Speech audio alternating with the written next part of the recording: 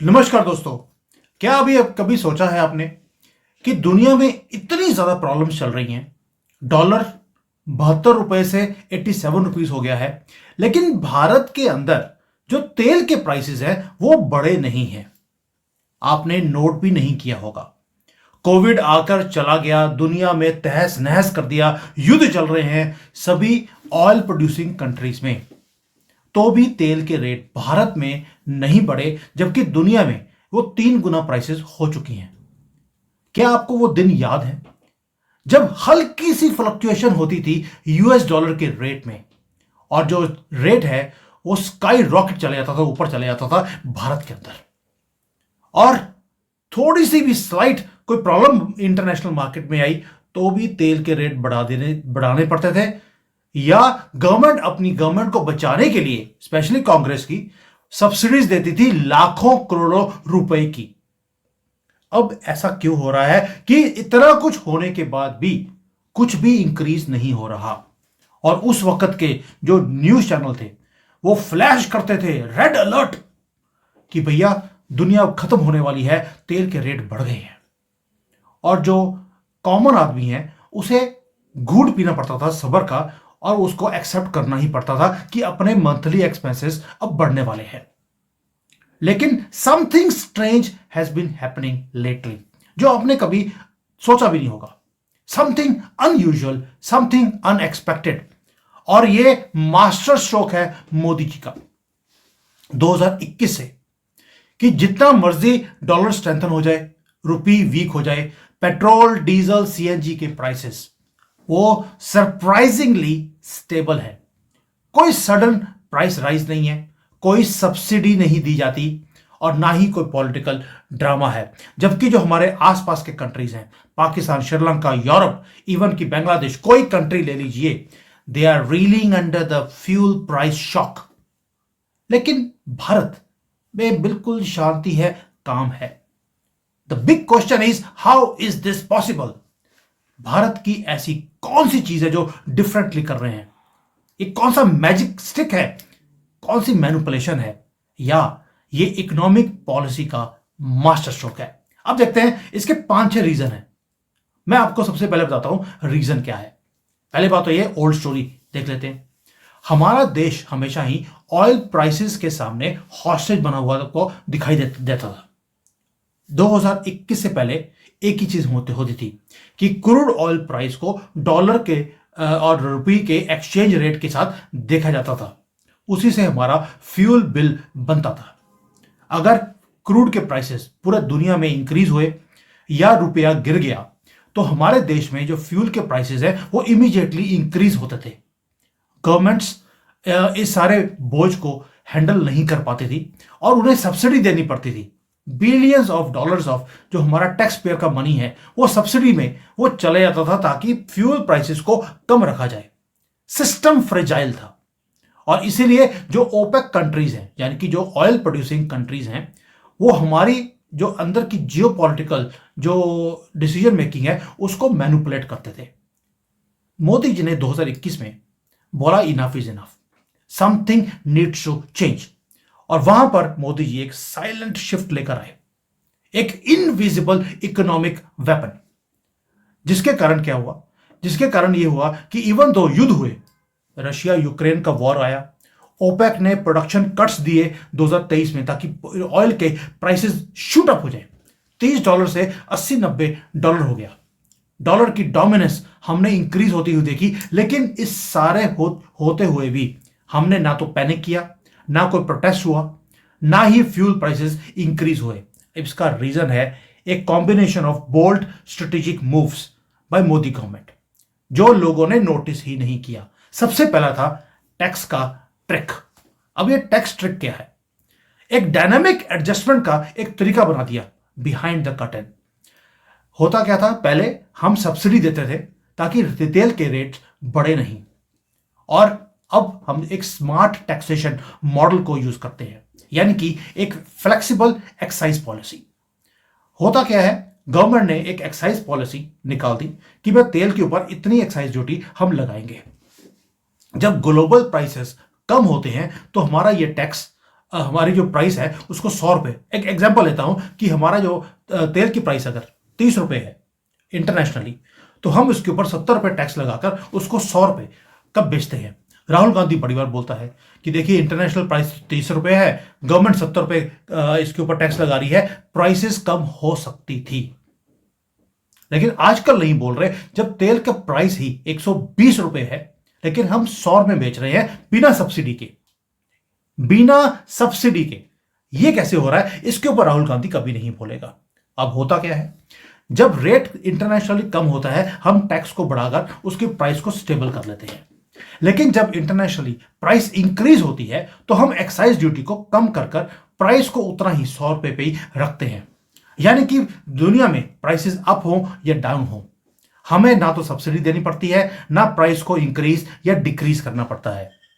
कोई public drama नहीं किया जाता, ना तो सब्सिडी देने का ड्रामा, ना कोई पार्लियामेंट्री डिबेट होती है, ना कोई टैक्स एडजस्टमेंट होती है, कुछ भी नहीं होता। सिर्फ टैक्स एडजस्टमेंट होती है साइलेंटली, क्वाइटली, कोई मीडिया में नॉइज नहीं, कोई पॉलिटिकल क्योस नहीं। और ये पहला पॉइंट है, अभी तो 5 पॉइंट और है जिसके कारण हमारी जो ये मास्टर स्ट्रोक है मोदी जी का।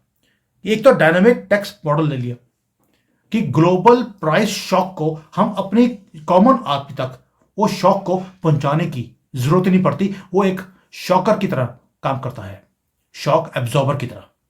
दूसरा है, हमने अपनी करेंसी को भी हेज करना शुरू कर दिया, डॉलर को बीट करना शुरू कर दिया उसकी गेम में। वो कैसे, रुपया गिरा है लेकिन हमें हल्का सा भी फर्क नहीं पड़ रहा, क्योंकि हमने अपनी करेंसी की हेजिंग करा के रखी हुई है। हमारी जो ऑयल कंपनीज हैं अब एक सोफिस्टिकेटेड करेंसी हेजिंग स्ट्रेटजी को अपनाती है। उसमें क्या होता है कि हम जब एक्सचेंज रेट फेवरेबल होता है हम अपने फ्यूचर के रेट को पहले से ही लॉक कर लेते हैं कि रेट डॉलर का बढ़े या कम हो, हम इतने में अपना फ्यूचर में तेल को खरीदेंगे। यानी कि अगर सडनली डॉलर सर्ज भी होता है हमें फर्क नहीं पड़ता। और तीसरा है डाइवर्सिफिकेशन ऑफ ट्रेड। हमने डॉलर की बजाय रुपए में, रूबल में, धर्म में हमने काम करना शुरू कर दिया। यानी कि हमारी जो डिपेंडेंसी डॉलर के ऊपर थी तेल खरीदने के लिए वो कम हो गई है। इसलिए डॉलर की जो ग्रिप है हमारी फ्यूल प्राइसेस के ऊपर वो वीक हो गई है। और इसी को बोलता हूं बार बार, ये मास्टर स्ट्रोक्स है। अब अगला मास्टर स्ट्रोक तो आपको सबको पता है, रशिया यूक्रेन का वॉर हुआ, हमने चीप तेल खरीदना शुरू कर दिया रशिया से और स्मार्टली यूरोप को, अमेरिका को बेचना भी शुरू कर दिया। यानी कि वेस्ट ने इंपोज किए सैंक्शंस रशिया के ऊपर, हमने उसे एक अपॉर्चुनिटी की तरह उसे यूज किया। हमने नेगोशिएट किया ऑयल डील्स को रशिया के साथ और हैवी डिस्काउंट्स के ऊपर उस तेल को खरीदा, रशियन क्रूड को खरीदा और वहां पर हमने भारत के अंदर उसे प्रोसेस करना शुरू किया। हमारे पास रिफाइनरीज थी और ग्लोबल मार्केट में उसे बेचना शुरू कर दिया हायर दाम के ऊपर, ताकि जो ये प्रॉफिट आएगा इसे हम भारत के अंदर यूज कर सकते हैं। रिफाइन भी किया, एक्सपोर्ट भी किया, चीप खरीदा, महंगा बेचा। यानी कि जो चीप तेल खरीदा हमने डोमेस्टिकली भी यूज किया और उसे अच्छे दामों पर बाहर बेचकर प्रॉफिट भी कमाया। यानी कि दूसरों को पेन दी, खुद अपने कंट्री को बचा लिया। यूरोप जो दादागिरी दिखाता था आज हमें पे कर रहा है ज्यादा। यानी कि भारत पैसे कमा रहा है अपने कंट्री को स्टेबल करने के लिए। साथ में हमने एक काम और किया, हमने स्ट्रेटेजिक ऑयल रिजर्व्स बनाने शुरू कर दिए। यह भी एक मास्टर स्ट्रोक है।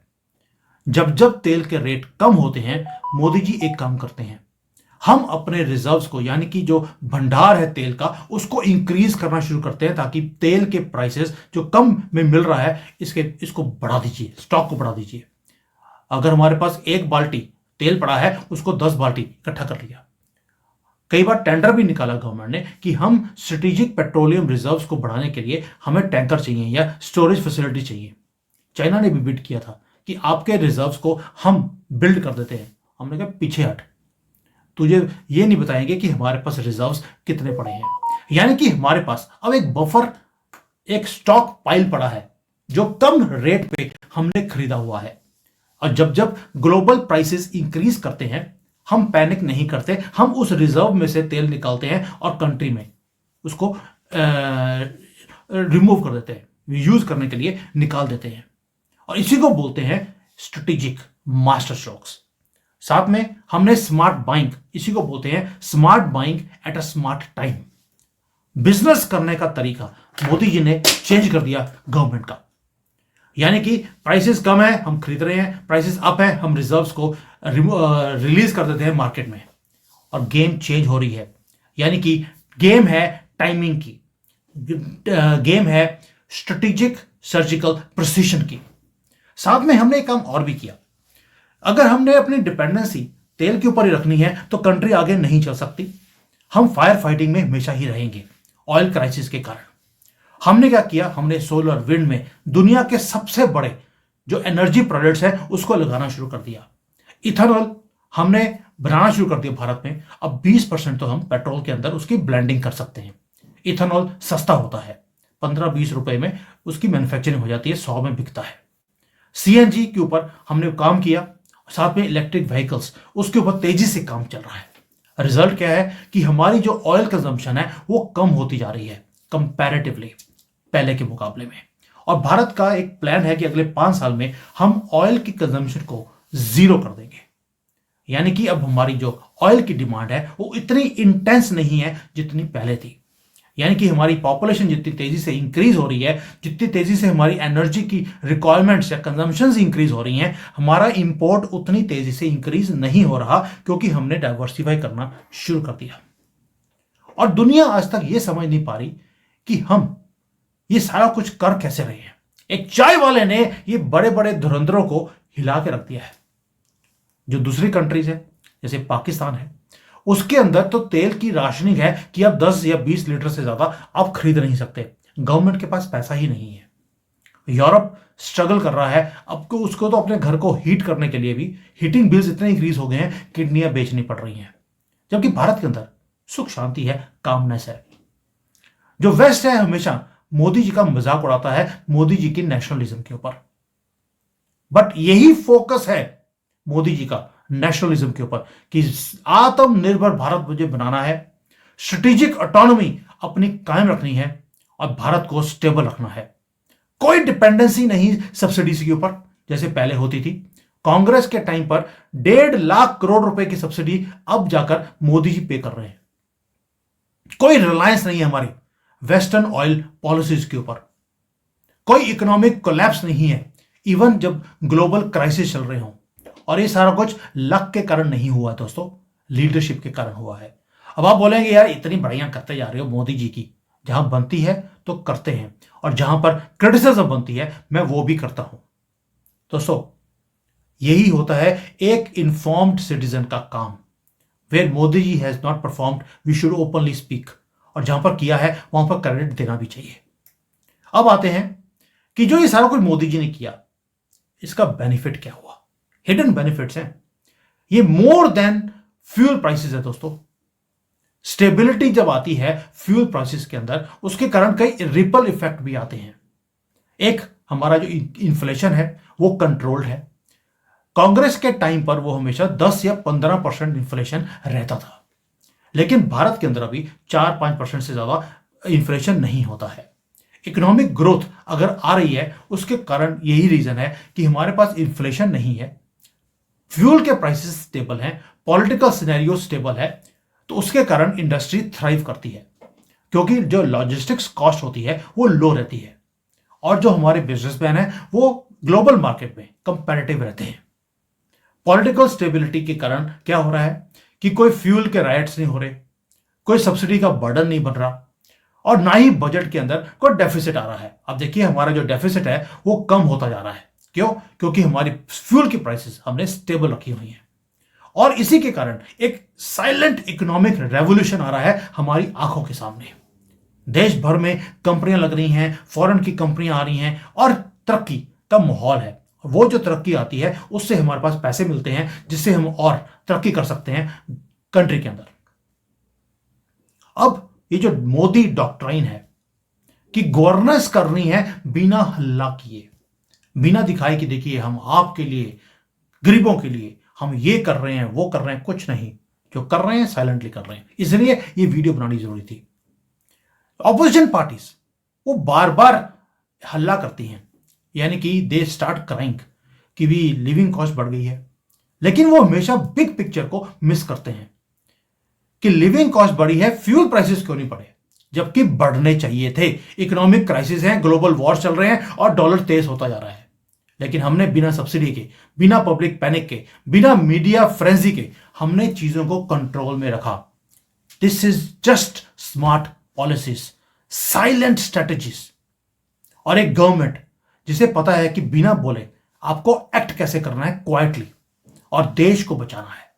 मुद्दा देश को बचाना है, वोट बैंक को नहीं। और यही मोदी जी की सबसे बड़ी अचीवमेंट भी है, जो हम देखते नहीं है कई बार, क्योंकि ये नोटिस में आती ही नहीं है। तो अगली बार जब आप तेल भरने जाएं, without worrying about price hikes, just remember this is not normal, it's a huge strategy. और ये ऑब्जर्वेशंस, जब तक हम एक इंफॉर्म्ड सिटीजन की तरह ये ऑब्जर्वेशंस को हम देखना शुरू नहीं करेंगे, तब तक हम अप्रिशिएट नहीं कर सकते कि मोदी जी ने हमारे देश के लिए और हमारे लिए क्या कुछ कर दिया साइलेंटली। Thank you. जय सिया राम।